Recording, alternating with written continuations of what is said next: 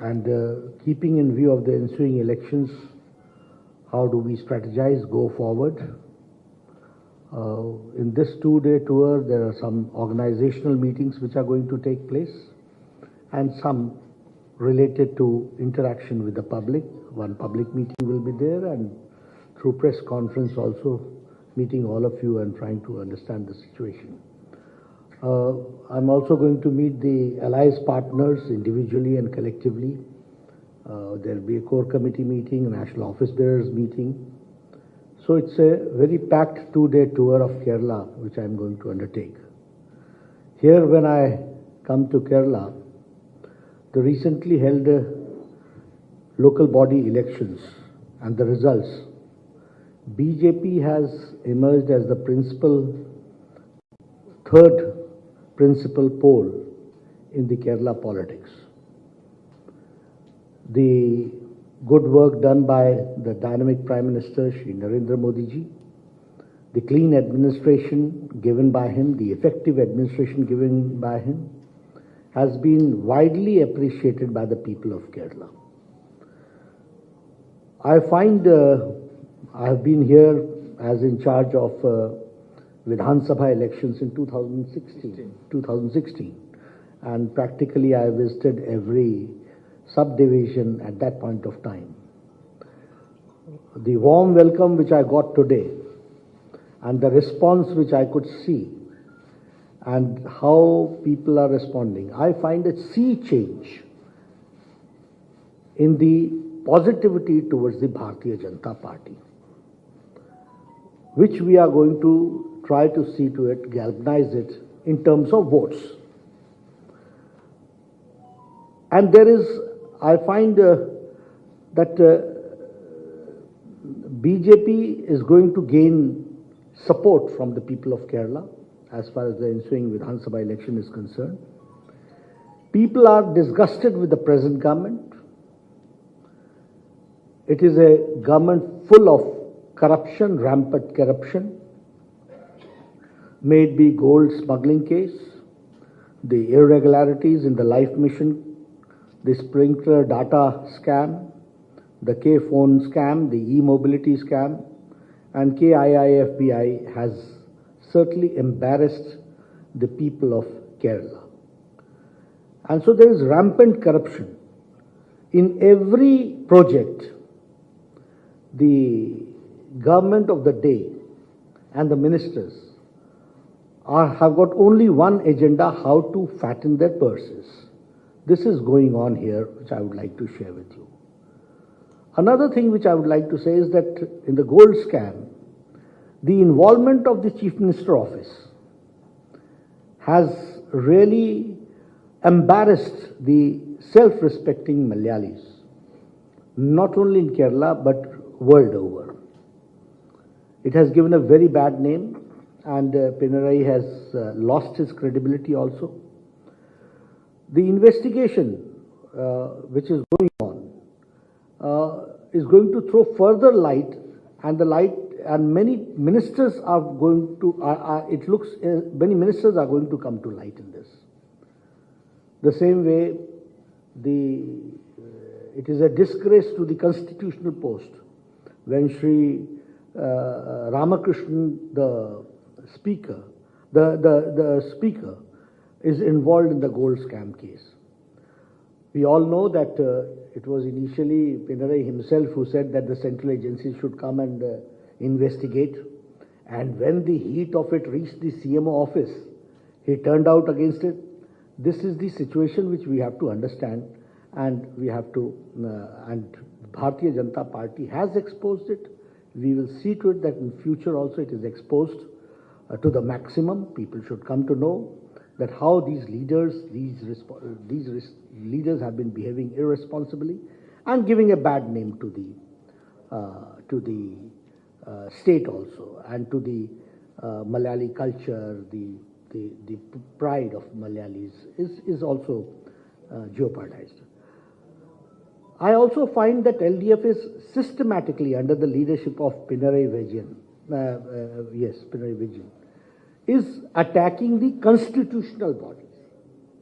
The resolution against the Auditor, Controller and Auditor General itself shows that there is, and this is very dangerous to the democratic setup, when you attack the constitutional bodies which is going on. The same way, I find that keeping rules aside, more than 3 lakh appointments have been done. And this is a backdoor entry which is going on. And even the Kerala Public Service Commission has become a recruiting ground for CPM, which is to be understood. And all this is going to make a very difficult times as far as the Kerala polity is concerned in coming times. So we have to see in that terms also, in that way also. The involvement of Swapna Suresh and the appointment, how it was done in IT department, the involvement of the Principal Secretary of Chief Minister's Office, all this show that certainly the corruption has got the patronage of the highest office, which we have to understand. As far as the COVID management is concerned, I've been a health minister. I've come here. I was here during the flood times also. I gave them maximum support also. I supported for that Nipah virus also. So I know the infrastructure and the Kerala's health capacity and how to respond. But I'm sorry to say that because of the ineffective political leadership today, half of the cases of COVID are from Kerala. And no strategy is being adopted till date. There's a whopping increase in 12%, which is worrisome. And one has to understand this. And no strategy is being adopted. I'm saying this with responsibility, but because the Nipah virus, when it broke out, I was in World Health Assembly at that point of time. And I responded from there only and saw to it that a special task team comes, the Government of India's team comes, we engage ourselves, we do the best. And even after that, I came for the press conference here. And I said that whatever the support the state government needed, I gave it. But I'm sorry to say that today, because of the state's political leadership, the ineffectivity, the vision, lacking vision, COVID management, when in the country, our the mortality rate is very low, the recovery rate is very good, the incident rate is within control. Half of the cases are from Kerala. That is what we have to understand. This is how it's working. I also, in this election also, we are going to make it very clear, and this people of Kerala also know, that UDF and LDF, both are two sides of the same coin. Both are corrupt. Both have lost their credibility. There is no vision for the people of Kerala. It is the industrious people of Kerala who are running the show. In the sense, they are to be appreciated. But the leadership is not able to give the direction. Both are corrupt governments. Now you talk about Oommen Chandy, involved in solar case, involved in even in the bar bribe case, and his very good friend Ramesh Chintala, he is also involved. So it is these both LDF and UDF, both are two sides of the same coin, and both are corrupt, both are visionless, both are only power seekers for the sake of power. And you see, now in this election, very interesting thing is going to happen. At one point of time, the election will take place in Kerala and in West Bengal. In Kerala, they will be fighting with each other, and in West Bengal, they will be going together as an ally partner. This is ideological bankruptcy. This is only This is ideological bankruptcy. This only shows that they are power seekers. They have got nothing to do for the welfare of the people of the state and country. Now, if I talk about the IUML, yes, IUML, the Mr. Ibrahim Kunju and Mr. K.M. Shahi, both the heat is reaching them also as far as the Palar Vittam bridge is concerned, construction of bridge is concerned. So, and you see, they in the government, they have lost the moral authority when they are in government because each one is corrupt. So they cannot stop. What happened in UPA? They could not stop because each was involved in it. The same way here also, LDF also, UDF also, and UDF partners also. All this is going on here in a big way. Shouldn't say, but now Oman Chandy has been brought to the forefront. We all know about the sex scandal also. This, you see, that shows that Congress leadership even today has not learnt any lesson, and they are not serious about the people, about the Malayali culture, about the pride. They are only power seekers, how to come to power. I'm sorry to say that Congress has backstabbed the Ayyappa devotees also. Till date, Rahul Gandhi has not spoken even one word on Sabrimala issue. I am told today that they are going to come with a resolution. On one hand, when the agitation was going on, not even a single case was registered, not even a single statement came. Height of hypocrisy. Surendran is sitting here, 256 cases he is facing today also. Hundreds of workers were arrested. We fought it. Congress did not speak even a word. So this is the situation. And now they talk about that they are going to bring an ordinance or a resolution and see to it. This is what I call a height of hypocrisy. Power seekers, no ideological commitment with the people, with the sentiments of the people, with the sentiments of the Kerala people. As far as Prime Minister Modi ji is concerned, I can quote many examples. Sabrimala issue, the stampede took place. At that time, the Prime Minister did not have the time to come and meet people. But I remember, it was in which place where the fire, Puttigal, some 300 people. I was here in Kerala itself. Prime Minister sent me. Within 3 hours, I was there on the spot. And within 3 hours, he came from Delhi. He deputed me for 1 week. He brought the All India Institute of Medical Sciences best team. They were there in Trivandrum Medical Hospital. I stayed here for 1 week and saw to it that best possible medical facilities are given. I'm saying all this because this shows the sensitivity of NDA government, sensitivity of our leader Narendra Modi ji. Same, 2 incidents took place, Sabrimala case and Puttangal fire broke out. Within 3 hours I was here. Within 3 hours Prime Minister Modi ji was here, and he deputed me for 1 week. Team of All India Institute of Medical Sciences came along with Prime Minister Modi, and we saw to it that best possible medical facilities given. This is how we look towards the people of Kerala and take care. As far as the financial part or support is concerned, the National Highway projects, 65,000 crores have been given for National Highway projects. 1,957 crore for Kochi Metro development. 12,544 crore for local self-government. 1,738 for disaster management. 607 crores for health. And in this health, the increase is 137% as far as health infrastructure is concerned. The same way, 405 crores for judiciary, 181 crores for higher education, 1,086 crore for agriculture, and of course, a special assistance of 1,100 crore.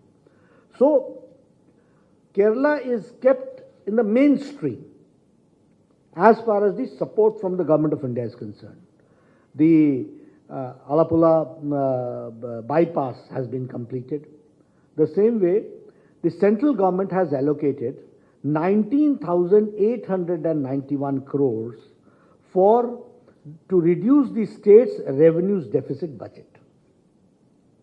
So this is how we don't. It is collective federalism, cooperative federalism. We believe in that.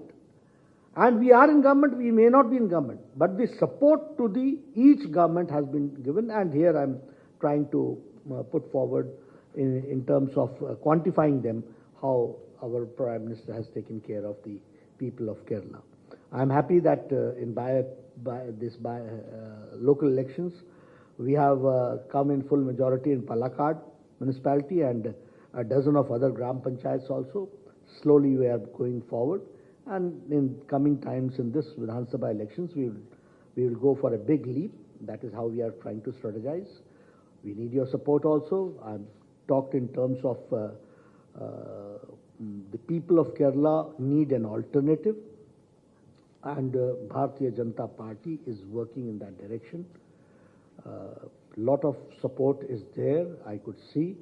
We have to galvanize that support and bring it to the maximum. That is what I'd like to say. Thank you very much for giving me any questions I can take. His approach, whatever has been in the Indian politics, everybody knows, need not to react. Nadaji, you said UDF, Congress and left are two sides of the same coin. But still, you may be having an enemy number one when it comes to Kerala. Sorry? You said Congress and left are two sides of the same coin. But who is an enemy number one? Both. Equally. Equally. Because I'll tell you, the moment BJP becomes stronger, it's a fixed match. Both come together to see that BJP is defeated. So for us, both are, I'll not use the word enemy, ideologically not aligned, ideologically different. Because in democracy, we may agree to differ. So that difference should be there. So enemy word I don't use. But yes, as far as the ideological part is concerned, I told you, their ideology, they don't have any ideology. Here in the same election, they are fighting against each other. There in West Bengal, they are fighting together. In the same time, at the same time, same political parties are behaving two different ways. When BJP comes to power, both join hands, then there is a fixed match to defeat BJP. So for us, ideologically, we understand that both of them are equally not conducive to the ideology and for the welfare of the people for which we propagate. I ask this question because election is a war, and in a war you have an enemy. You have to identify your number one enemy. So according to you, there is no number one. Both are number one.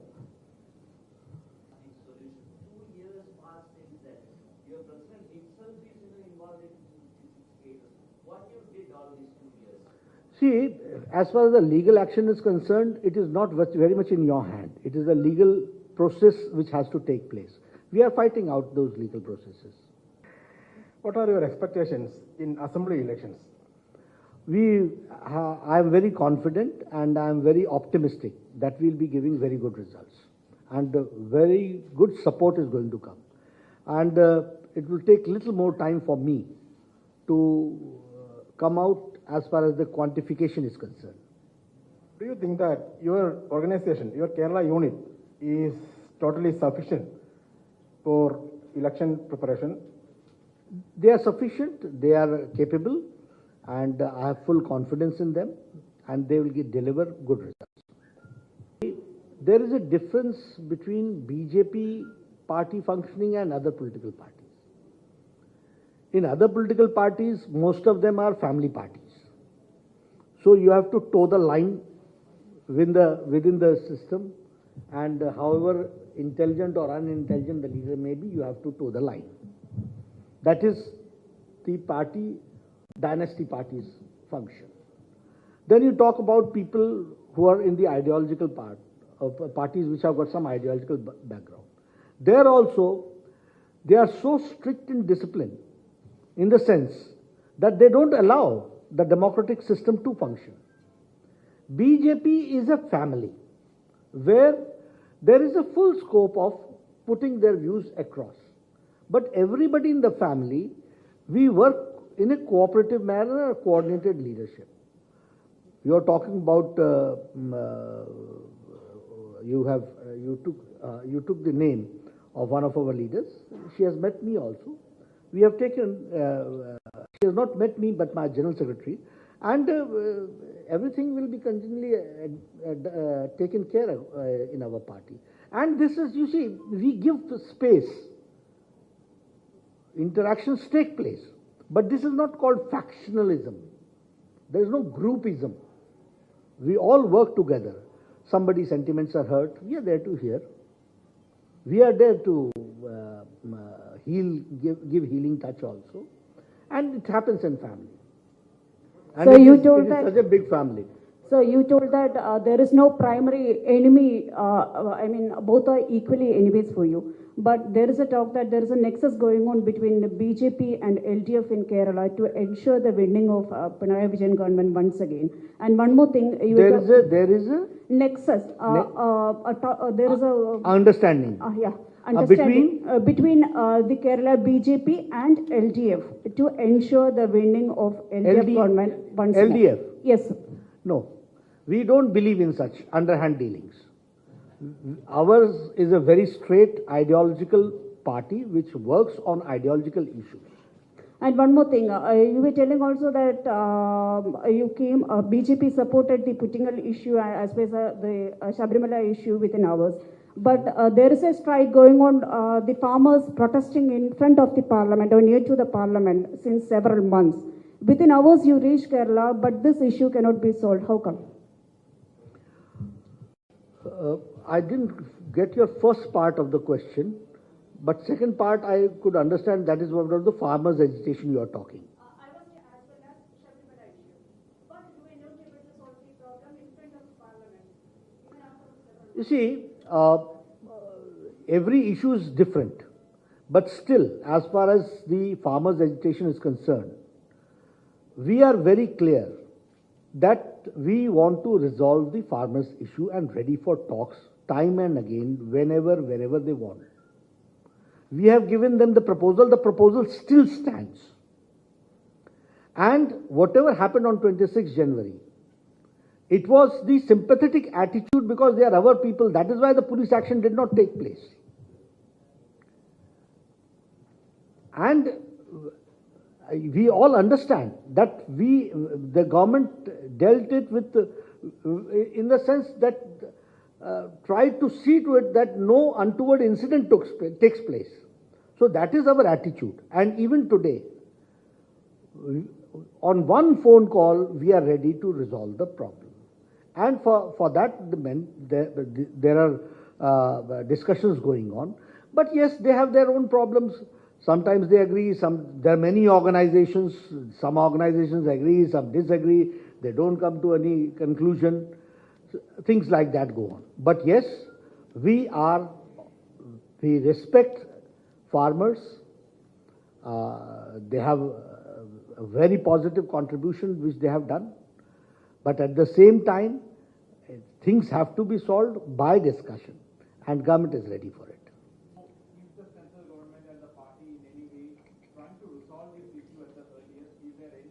You see, this country is very safe in the hands of Prime Minister Modi. And the common man knows. As far as the tweets and other things are concerned, Ministry of External Affairs has reacted on it and they have given their view on it. We feel that as a countryman and as a leader, and Prime Minister, he has taken note of it, he has taken note of the farmers' issues, and it is our internal issue which we are going to resolve. It is up to them to think. It is up. Ministry of External Affairs has reacted on it. You see, it's a democratic country, and there are many forces which work accordingly. So it is their work which they do.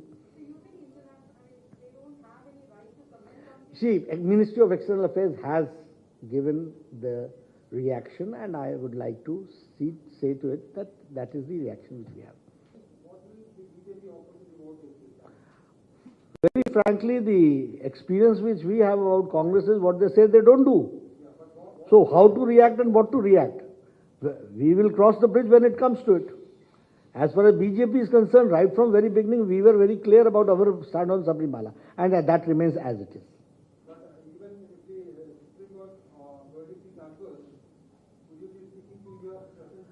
Our viewpoint is that respecting judiciary is something different, but at the same time, legal course, what best can be there, that party will think. But as far as Sabrimala is concerned, our stand remains as it is. Sir, how are you going to resolve the Shobha Surendran issue? It's not an issue. Will she? It's not an issue. If so, will she attend the tomorrow's party meeting? Sorry. Will she be a part of the President's Kerala Yatra? She will be here. She will be participating in all the programs. I think from the national president, this question I've told in many terms. I think that is enough.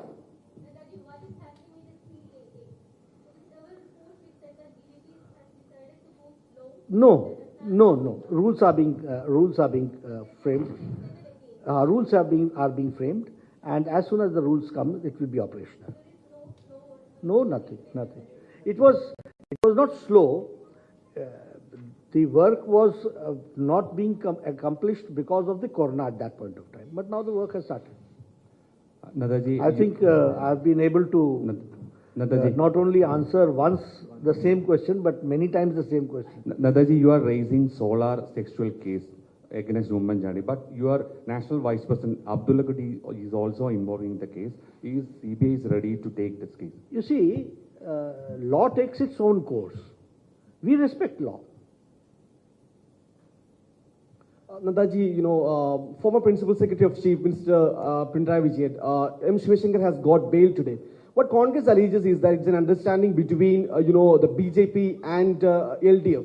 So what will be your reaction on this? See, on legal issues, we don't react. We respect law. We respect judiciary. But at the same time, the agencies, they are working. It is their job to see to it. At the same time, Congress alleging that Lavalin case also BJP supporting Lavalin case. Case against Chief Minister. So in that case also Congress alleging that BJP is supporting them. We don't support or oppose any case. Let it be very clear. We always come out with the case, see to it that the law and the law enforcing agency should take a stand and do what the law agency should do. Will CBI take over this case? Will? Solar case. Will CBI take over the Solar case? It is for the state government. They have to propose. State already handed over the case to CBI. So Government of India will take note of it. Okay. Ji, one more question. Your former state president, P.S. Sridharan once in a meeting has said that Sabrimala issue is a golden opportunity. So already... Former state president Sridharan once in a meeting said that Sabrimala issue is a golden opportunity. So will already the Congress party started focusing on Sabrimala issue when elections around the corner? What will be the stand of BJP in this assembly election with related to Sabrimala? Our stand is going to remain the same, number one. Number two, we don't look in terms of this is an issue which is going to help in election, this is an issue which is not going to help in election. We don't look in those terms. What is good for the country, what is good for the polity, what is good for the state of Kerala, that is our stand where we take, and we stick to it. I think there are many issues. I don't know about that case. I don't know about it, frankly speaking. Nadaji. Nirmala ji has given a very correct answer about it. Nirmala ji. Nadaji. Thank you very much. One more question. I think. See, one more question.